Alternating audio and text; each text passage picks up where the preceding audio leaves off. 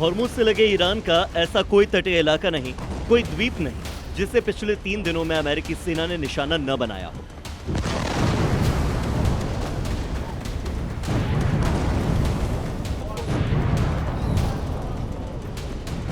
अब यह अमेरिका की पूरी रणनीति हो चुकी है, हॉर्मुज के पूरे समुद्री क्षेत्र से ईरान का नियंत्रण खत्म करना।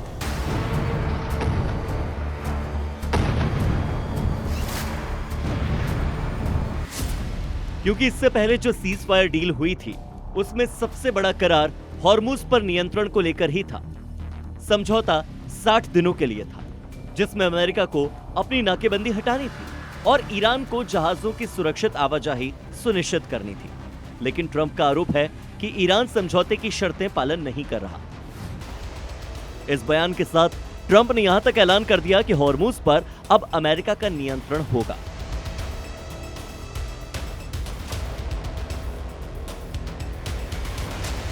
हॉर्मुज को हम अपने नियंत्रण में ले रहे हैं। हॉर्मुज में ईरान के लिए नाकेबंदी लागू होगी। ट्रंप ने कहा कि हॉर्मुज में जहाजों पर टोल लगेगा। यहां से गुजरने वाले जहाजों पर 20% टोल लगेगा। जहाजों से टोल टैक्स अमेरिका लेगा। ट्रंप की इस धमकी के बावजूद ईरान ने कहा है कि हॉर्मुज पर कंट्रोल नहीं छोड़ेंगे। इस क्षेत्र में आकर अमेरिका का टोल टैक्स वसूलना गैर कानूनी है। सुप्रीम लीडर के सलाहकार मोहम्मद मोखबर ने कहा कि हॉर्मुज पर नियंत्रण हम बनाए रखेंगे। अमेरिका के दखल और दबाव के आगे ईरान झुकेगा नहीं। दरअसल ईरान से जंग शुरू होने के बाद डोनाल्ड ट्रंप ही ईरान के टोल टैक्स के खिलाफ थे।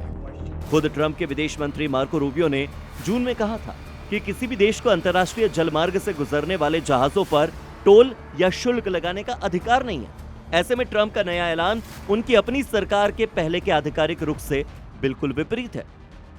संयुक्त राष्ट्र के समुद्री कानून में भी किसी फ्री स्ट्रेट या पैसेज से टोल टैक्स वसूलना गैर कानूनी है। ब्यूरो रिपोर्ट, जी मीडिया।